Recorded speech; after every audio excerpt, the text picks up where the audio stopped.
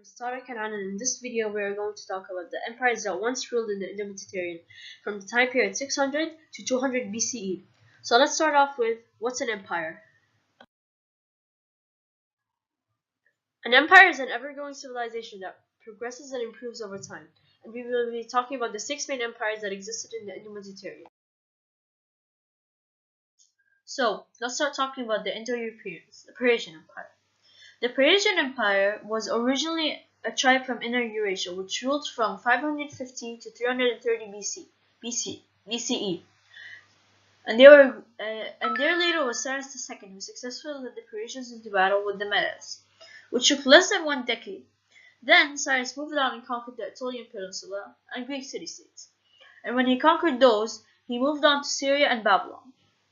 The Persian Empire's governing system was very culturally diverse because it linked the East with the West with each other, and they made provinces which each had a governor, military commander, and a treasurer, who each reported to the king. But they also had a separate system at hand, which was the king's eyes or king's ears, where inspectors had their own armies that they could use to stop any leader from rebelling. They also had a tribute system, where the conquered region would have to pay something precious to the ones in power. The religion of the Persian Empire was the Zoroastrian, which was a polytheistic religion, meaning that they had two or more than one god. Their gods were Ahura Mazda, god of light and truth, and Ahriman, the god of darkness and evil. They always believed that these two deities were always fighting, and when one of them would be defeated, everyone who lived would go to heaven or hell. This idea later influenced other religions like Islam, Christianity, and Judaism. The Persian Empire did not force their religion on everything, like ruling and power, but they ruled using other cultures' ideas from other people. Trade flourished under Darius's rule because he standardized weights and measures and made a currency system based off gold and silver. He also made trading routes he reduced the time from 3 months to 6 to 9 days, and he reduced the distance to 1,500 miles. And by doing this, he increased trade and allowed more material to come in for the development of the empire. But one of the most important things that he built was that he built a canal that was completed in 500 BC, and it connected Memphis, then the capital of Egypt, and the Babylonian Sea. That also encouraged more trade and made it easier. So, the Persian Empire started to fall when Darius stopped a rebellion from a Greek city-state that was encouraged by Athens. 2 years later, he took an army with him to stop any other Greek city-states from rebelling. But the Persian army was defeated at the Battle of Marathon in 490 BCE, and Darius died before he could launch another attack. But his son Xerxes continued on Greece and defeated him.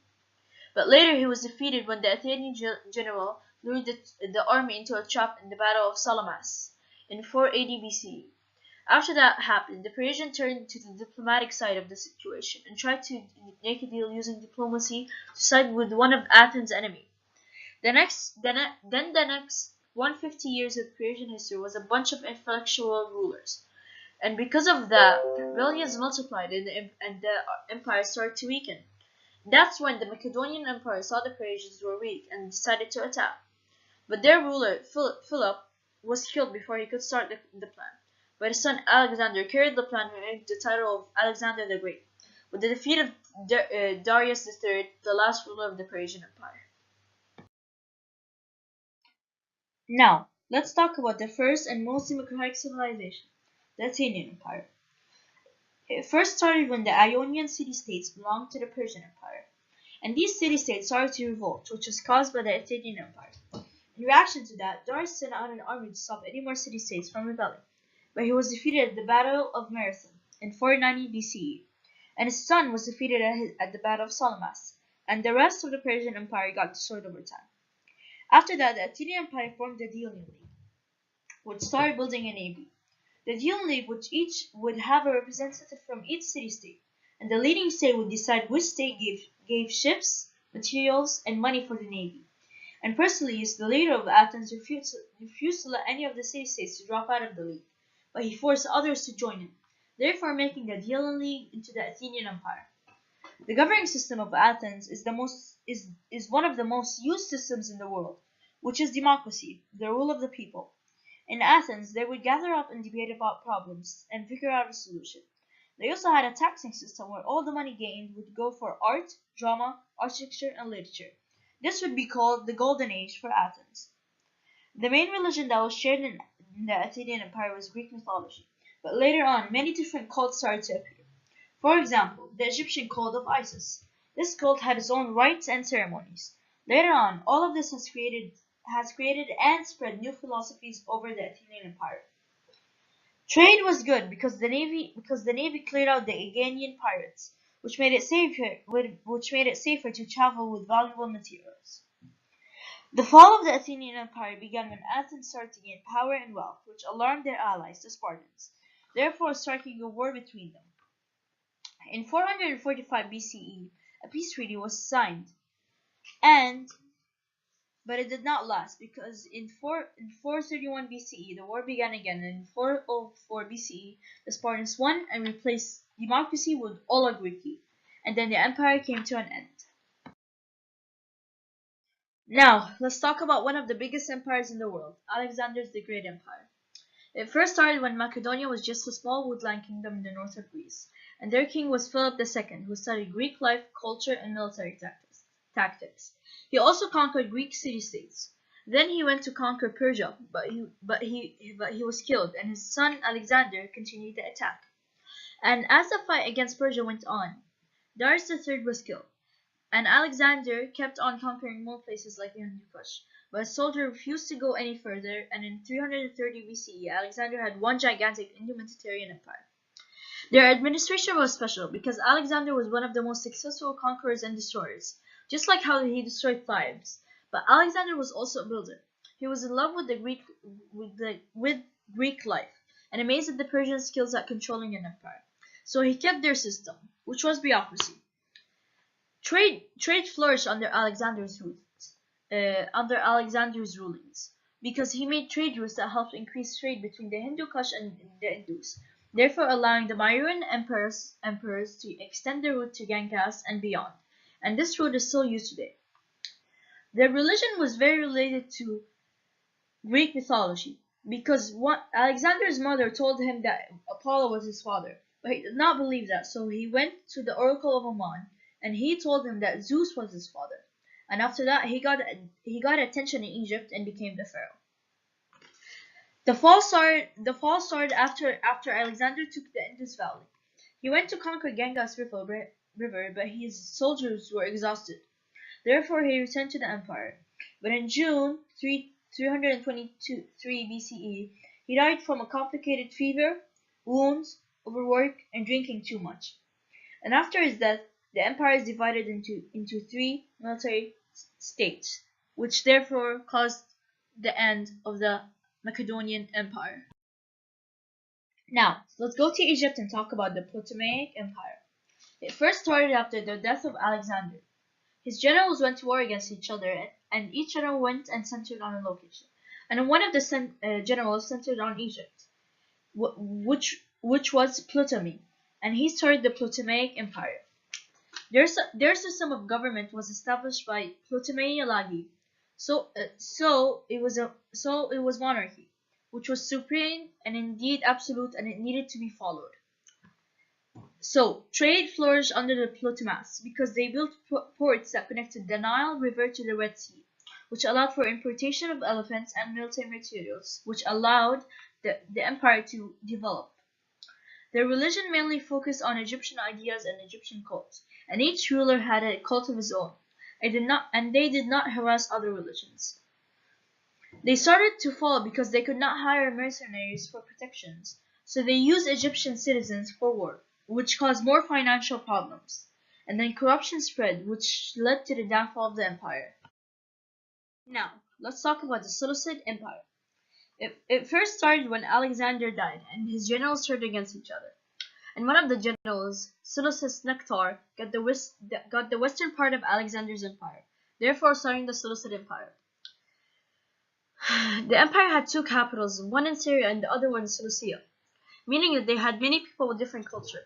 Therefore, they had to use bureaucracy, which is the rule of emperor, to have unity between all the different cultures and religions. The trading activity was based on agriculture. Therefore, the emperor built canals in the Tigris, Euphrates, and Oxus rivers to improve their irrigation systems. And while doing that, the Seleucid administration controlled much of the water supply and other valuable natural resources, such as precious and utility metals, timber, and salt. The, the religion mainly focuses on, on Greek mythology, because Seleucus presented himself like Apollo's son because he had a birthmark that looked like an anchor. Therefore, he made cults with himself as its god. Even though he presented himself as a god, he did not force that on other people because they had many different cultures and religions. The Seleucid Empire started to fall in 190 BCE, when Antiochus III invaded the Romans, and after that, the Romans fought back and pushed the Seleucid Empire back. And the same thing happened when a nomadic group pushed the borders of the empire. And then little by little, the empire fell from other group attacks, which therefore led to the end of the Seleucid Empire. Now we have reached the last empire, the Mauryan Empire. The Mauryan Empire began when the Magadha kingdom fell down by hands of Chandragupta's army, when they killed the king. And after that, Chandragupta rose up and started the Mauryan Empire. The Mauryan Empire was a powerful political and military empire in ancient India. Therefore, the government system was an absolute monarchy, meaning the rule of kings. There were three main religions in the Mauryan Empire, and they are Buddhism, Hinduism, and Jainism. And all of these religions were polytheistic, meaning that there was a lot of different cultures and ideas. The Mauryan Empire had an extensive system of inland trade routes, and they made the Khyber Pass, and the Khyber Pass became a strategically important port of trade and communication with the outside world. And Greek city-state and Hellenic kingdoms became more important trade partners of India. They started to fall when Asoka died, and after that, the next kings that came were bad political leaders. Not only that, but they fell because of an invasion from the Greeks, which led to the ultimate downfall of the empire. This is my reflection of the SOI, Statement of Inquiry. What I understood from the SOI was that empires developed at different times in different locations, and I have learned that empires developed and have changed over a long period of time, and that empires were an important event in history because they showed us how culture changed and how big empires fell and rose from the ashes of other empire wars. And I feel that empires are important to study even outside of the Indo-Mediterranean. And the Athens influenced, and some empires influenced us by giving us the government system of democracy, which is the rule of people. And they influenced by making mistakes that we will not do and fall for again, like how Alexander's empire fell. But now we are united under one empire, the human civilization empire. So, I have reached the conclusion of this video. I hope you have benefited and got a better view of all of these important empires. And this would not be possible without the personal assistance of our teacher, Abdullah Khan. So I thank you all again, and have a wonderful day. The end.